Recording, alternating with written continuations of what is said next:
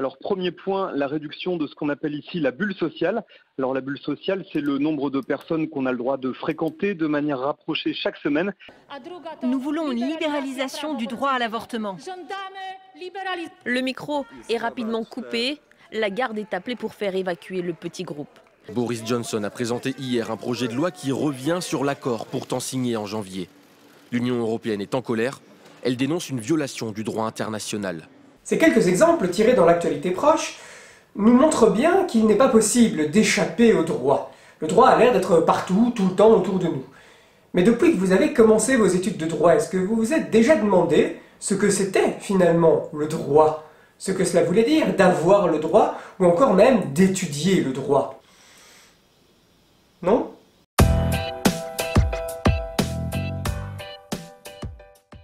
Alors d'accord, posées comme ça, ces questions ont l'air un petit peu naïves. Mais quand on y réfléchit, elles ne le sont pas tant que ça.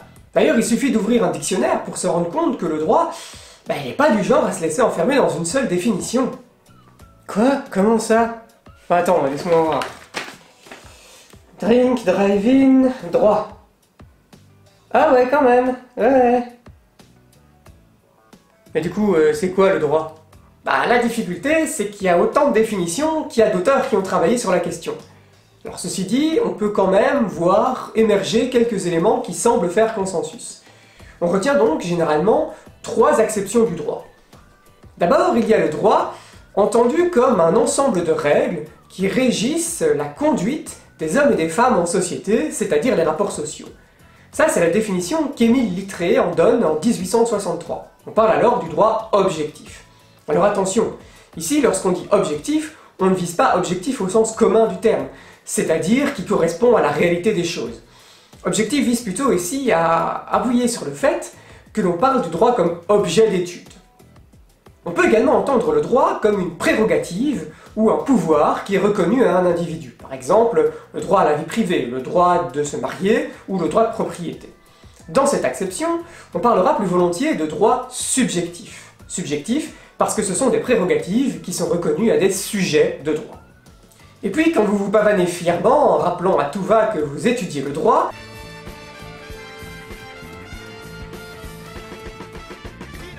moi?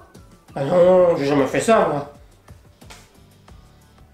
Quand vous étudiez le droit, donc, en fait, vous faites référence à la science juridique, c'est-à-dire à la discipline scientifique qui étudie cet ensemble de règles et ses prérogatives. Et en clair, ça donne quoi? Reprenons simplement. Le droit, entendu au sens de droit objectif, c'est donc un ensemble de règles qui vise à permettre la vie en société, c'est-à-dire à éviter la loi du plus fort ou l'arbitraire. Si vous vivez tout seul sur une île déserte, vous n'avez pas spécialement besoin de règles ou de droits. En fait, vous faites ce que vous voulez et vous pouvez très bien vous en sortir. Par contre, dès qu'un deuxième individu vous rejoint sur votre île, ça devient plus compliqué. S'il est plus baraqué que vous, ce nouveau venu pourrait tout à fait décider que sa meilleure chance de s'en sortir, c'est de s'envoyer un bon steak de juriste. Et s'il n'y a pas de règles, il va le faire et puis c'est tout. C'est ça finalement l'arbitraire. C'est l'imposition des envies, des besoins d'une personne qui détient le pouvoir, sous quelque forme que ce soit, aux dépens d'une autre personne qui en est démunie. Évidemment, ce pouvoir ici, c'est la force physique, mais il peut s'agir de tout type de pouvoir, du pouvoir intellectuel, du pouvoir lié à la richesse, lié à la célébrité, etc., etc. Et le droit objectif intervient précisément pour limiter cet arbitraire. Les règles qu'il édicte servent à pacifier la vie en société et les rapports sociaux. Ouais, mais le droit nazi par exemple, ou le droit chinois, ils servent pas spécialement à lutter contre l'arbitraire, je dirais même qu'ils l'imposent plus qu'autre chose, non? Très très juste. En réalité, cette idée de droit objectif comme instrument de lutte contre l'arbitraire est loin d'être une constante historique. C'est surtout à partir de l'époque moderne que les États sont parvenus à imposer l'idée qu'ils détiennent le monopole de la production juridique. Et il faut bien admettre que nous autres juristes, on les a bien aidés à construire cette vision du droit comme un ensemble de règles qui, par leur nature même, et seules, pourraient permettre de lutter contre l'arbitraire. Ok. Mais alors est-ce que d'un point de vue positiviste, toute règle qui cherche à pacifier la société, c'est automatiquement une règle de droit? Bien sûr que non. Il y a toute une série de règles qui ne sont pas des règles de droit. La morale ou la bienséance par exemple, elles contiennent aussi des énoncés normatifs qui se confondent pas du tout avec des règles de droit. En effet, il existe toute une série de choses que la morale ou la bienséance vont réprouver, mais que le droit va autoriser. Par exemple, si vous décidez de manger dans un restaurant avec les mains, en mettant partout, la police va pas venir vous arrêter pour ça. Par contre, les tables voisines risquent de vous regarder de manière un peu étrange. Ouais, mais morale, bienséance, droit... Comment on fait la différence finalement? Qu'est-ce qui caractérise une règle de droit? Là encore, les avis divergent. Mais on peut retenir, dans une vision positiviste du droit, que la règle de droit se démarque par son origine. Elle émane d'une autorité publique. Dans cette vision, dès lors qu'une règle se rattache à une autorité publique, directement ou indirectement, elle devient juridique. Par exemple, parce qu'elle émane directement d'une autorité publique, comme une loi adoptée par un parlement ou un arrêté publié par un ministre. Mais une règle peut également devenir juridique par incorporation dans le droit. Par exemple, le principe de la convention-loi. En théorie, les clauses d'un contrat ne sont pas des règles proprement juridiques, puisqu'elles émanent non pas d'une autorité publique, mais d'acteurs privés.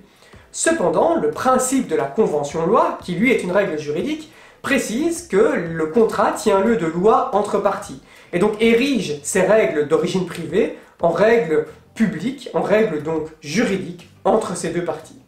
D'un point de vue positiviste toujours, on peut donc définir le droit objectif comme un ensemble de règles qui émanent d'une autorité publique et qui visent à régir des relations entre individus. Ok, voilà, là c'est déjà plus clair. Et le reste alors, le droit subjectif par exemple. Le droit subjectif, ou plus précisément les droits subjectifs, c'est un ensemble de prérogatives, de pouvoirs qui sont reconnus à un individu par le droit objectif. En d'autres termes, en application du droit objectif, on va donc reconnaître un ou plusieurs droits, une ou plusieurs prérogatives à un individu. Il s'agit par exemple de ce qu'on appelle les droits humains, comme le droit à la vie privée et familiale ou la liberté de religion, par exemple. Ainsi, on a le droit de se marier, on a le droit d'exprimer librement sa croyance religieuse. Attention cependant, toujours dans une vision positiviste, les droits subjectifs n'existent pas en eux-mêmes. Pour exister, ils ont besoin que le droit objectif vienne les proclamer, les reconnaître et les protéger, par exemple en prévoyant que leur violation sera sanctionnée par les cours et tribunaux. Donc ça voudrait dire qu'il n'existe pas de droits qui seraient liés à la nature humaine et qui seraient reconnus à tout être humain juste parce qu'ils sont des êtres humains, indépendamment de tout ordre juridique? C'est le point de vue positiviste en tout cas. Alors il y a d'autres courants qui considèrent qu'il existe des droits inhérents à la personne humaine et qui dépassent même le cadre du droit objectif, mais on va pas entrer là-dedans pour l'instant. Ouais, mais donc si moi je veux connaître mes droits subjectifs, je dois aller voir le droit objectif. Ok. Mais ça veut dire quoi ça? Enfin, je veux dire, je dois aller chercher où? Je dois aller voir où? Très bonne question. Lorsque le feu est rouge, l'automobiliste doit s'arrêter. C'est ce que dit le droit. Mais le droit finalement, il est où? Est-ce qu'il est dans le feu rouge lui-même? Non, il est pas dans le feu rouge, quoi. Mais ouais, je sais pas, le code de la route, ouais, les textes légaux, tout ça, quoi. Alors oui, c'est vrai, mais pas 100%.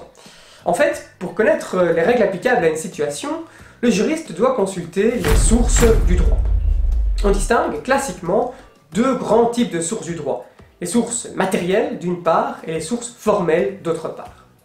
Les sources matérielles, ce sont tous les éléments de contexte, qu'ils soient historiques, politiques, économiques, culturels ou sociaux, qui contribuent à expliquer l'apparition d'une règle en un endroit donné et en un temps donné. Ce type de source ne fait pas le fond de commerce du juriste. C'est plutôt celui des historiens, des politologues, des économistes ou encore des sociologues. Mais cela ne veut pas dire que le juriste peut complètement les négliger. Ce qui intéresse surtout les juristes, ce sont les sources formelles du droit, c'est-à-dire les documents ou les actes dans lesquels les règles de droit vont trouver leur origine et puiser leur autorité. À ce titre, on peut citer en droit belge et entre autres la Constitution, le code électoral, le code pénal, la loi sur l'utilisation des caméras de surveillance, une décision de la Cour de cassation, des arrêtés ministériels Covid, une ordonnance d'un bourgmestre ou encore un traité de droit privé. Ouais, mais enfin, c'est pas la même chose tout ça, je veux dire. Enfin, il y a comme des trucs très différents là-dedans. En droit, il n'y a pas de différence entre la Constitution et un traité de droit privé. Alors bien sûr que si, il y a des différences. On enseigne classiquement qu'il existe trois grands types de sources formelles du droit. la législation, la jurisprudence et la doctrine. À ce triptyque, on rajoute parfois la coutume ou les principes généraux du droit. Mais sur ces deux derniers sujets, on ne va pas s'appesantir, et si ça vous intéresse, je vous invite à lire les documents à ce sujet sur l'université virtuelle. Chacun de ces types de sources dispose de caractéristiques propres qui vont influencer leur force juridique, leur force obligatoire. Même si, c'est vrai, la réalité est plus subtile que ce que je vais vous expliquer dans un instant. Il y a d'abord la législation. Par législation, on entend tout simplement l'ensemble des actes écrits émanant d'une autorité publique et ayant pour vocation de créer des normes qui, en principe, ont une portée générale. Il s'agirait là du type de source le plus direct. C'est là que le droit apparaît dans sa forme la plus pure et ce serait donc une des sources les plus importantes du droit. Le terme législation est employé ici dans son sens le plus large, et cela recouvre donc des normes de statut aussi diverses et variées que la Constitution, les lois, décrets, ordonnances adoptées par les différents parlements du pays, mais aussi les arrêtés royaux de gouvernement ou ministériels adoptés par les gouvernements, voire même des circulaires ou des ordonnances de bourgmestre. On compte dans la législation également des normes qui, sans être des normes de droit belge pur, sont incorporées dans l'ordre juridique belge, comme les traités internationaux par exemple. Bien entendu, dans ce vaste ensemble de sources, tout ne se vaut pas. Il faut faire un petit tri, et pour faire ce tri, on se réfère le plus souvent à la théorie du juriste autrichien Hans Kelsen. Ce dernier explique que l'ordre juridique est très hiérarchique, hiérarchisé selon un modèle pyramidal. Les normes au sommet de la hiérarchie priment sur les normes plus bas. Ainsi, la Constitution va primer la loi, le décret ou l'ordonnance, par exemple. Le deuxième type de source formelle du droit, c'est la jurisprudence. La jurisprudence, pour faire simple, c'est l'ensemble des décisions de justice qui sont rendues par des juges belges ou par des juges internationaux à condition qu'ils aient la compétence de rendre des jugements en Belgique. Ainsi, par exemple, un jugement du tribunal de première instance, un arrêt de la Cour de cassation ou de la Cour pénale internationale, c'est de la jurisprudence.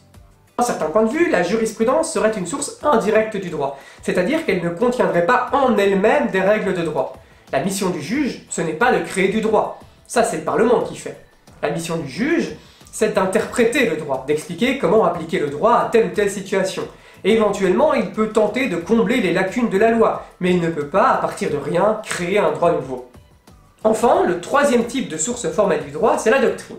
La doctrine, c'est l'ensemble de la production scientifique des juristes. C'est-à-dire les manuels, les précis, les syllabies, les articles, les commentaires, qui sont rédigés par des juristes. C'est-à-dire, encore une fois, des professeurs d'université, des avocats, des magistrats, des juristes d'entreprise, etc. Et ces articles, ces précis et manuels, ont pour vocation d'expliquer, de commenter, d'analyser, et parfois même de critiquer l'état du droit. Attends. Ça veut dire que ce que les juristes écrivent, c'est du droit aussi. Mais donc, moi, par exemple, quand j'aurai mon diplôme, je pourrais écrire du droit. Non, malheureusement, c'est pas aussi simple. C'est pas parce qu'un juriste écrit quelque chose que ça devient forcément du droit. En fait, la doctrine, comme source du droit, a un statut assez particulier. Si vous voulez, les écrits d'un avocat ou d'un magistrat vont peut-être influencer le législateur lorsqu'il adoptera une nouvelle loi. De la même façon, une thèse défendue par un professeur d'université en droit pénal, par exemple, très connu, va peut-être influencer la décision que va rendre un juge. Mais la doctrine ne crée pas en elle-même du droit. C'est une source indirecte du droit, en quelque sorte, puisqu'elle peut influencer l'évolution du droit, mais qu'elle n'a pas en elle-même de force obligatoire.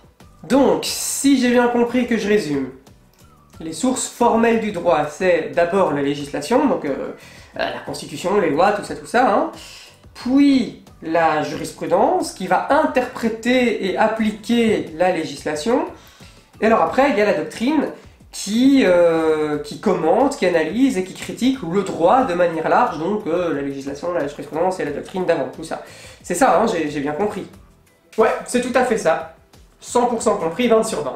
Et si vous aussi vous voulez avoir 20 sur 20 et avoir tout compris, n'hésitez pas à poursuivre la leçon sur l'université virtuelle. Vous y trouverez en effet des exemples de textes qui appartiennent à chacun des trois grands types de sources.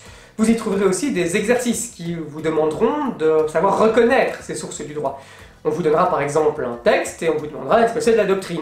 Et vous devrez dire oui ou non et justifier brièvement votre réponse. Si jamais vous vous rendez compte à cette occasion que c'est pas tout à fait clair, n'hésitez pas soit à revoir cette vidéo, soit à vous rapporter aux explications écrites qui sont également sur l'université virtuelle. Je vous invite à ne pas négliger cette première séance parce que c'est vraiment indispensable. C'est le fondement sur lequel on va construire le reste des séances et c'est également le fondement sur lequel vous allez devoir construire votre travail. Ouais, mais si malgré tout il y a un truc que je comprends pas, une partie qui est pas claire, je fais quoi moi? Bah dans ce cas-là, vous prenez contact avec un enseignant, soit par mail, soit mieux encore, via les forums que nous avons créés spécialement pour ça sur l'université virtuelle. Il est fort probable également que j'annonce assez prochainement une séance de questions-réponses sur Teams. Si ça vous intéresse, restez donc bien à l'affût. Et puis dans le pire des cas, il vous restera toujours, si vous avez des questions plus précises, vos entretiens avec vos assistants. Et voilà, c'est déjà tout pour cette première séance. C'est fou ce que le temps passe vite quand on s'amuse, hein? Bon allez, plus sérieusement, n'hésitez pas à chipoter sur l'université virtuelle, à mobiliser un peu les différentes ressources que vous y trouverez pour être sûr d'être bien prêt pour la deuxième séance. La deuxième séance qui d'ailleurs devrait être déjà publiée ou qui devrait être publiée dans les minutes qui viennent. D'ici là, je vous dis prenez soin de vous, prenez soin des autres. Ciao!